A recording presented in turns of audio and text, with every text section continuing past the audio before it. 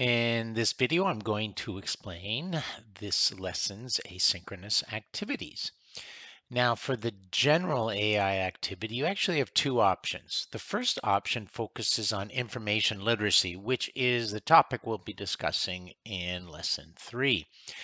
And what I would like you to do is find at least 5 good resources on information literacy. Now, you could use ChatGPT or your favorite chatbot, or you can use Google, but you want to make sure that these are reliable resources. And they could be videos, and they also could be research articles, or they could be reports. And it should focus on the quality. What are the qualities of information literacy?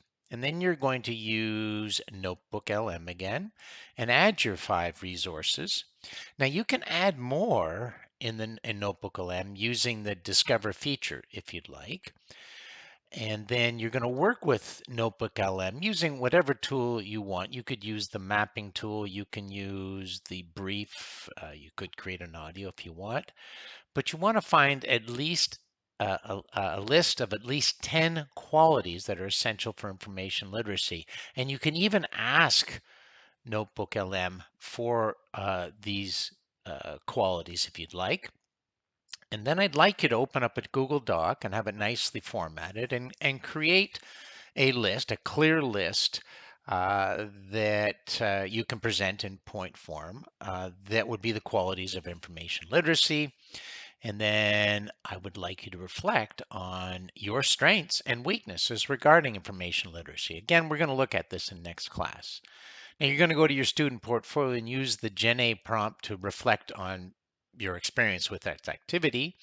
But you're also going to include the list to the information literacy Google Doc, which you will store in your Google folder. You'll store everything in your Google folder so that I can access and take a look at it.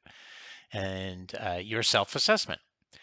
The second activity is you could find a new Gen AI tool. So you can use your chatbot or Google or whatever tool you'd like, even with friends, and find a Gen AI tool that you think it might be promising for education. I want you to explore and play with this tool for a significant amount of time, probably 20, 30 minutes, just to see how useful it can be, how helpful it can be or not.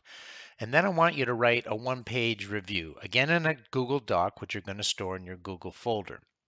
You want a link to the Gen AI tool, a clear description of what the Gen AI tool does. So you're going to describe this to your peers, and you want them to actually be able to understand what that tool does. So a description that you would like.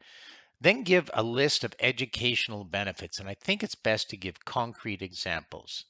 And then if you see limitations, list the limitations of the tool so that someone knows this, and then links to resources that might help you learn more about this tool.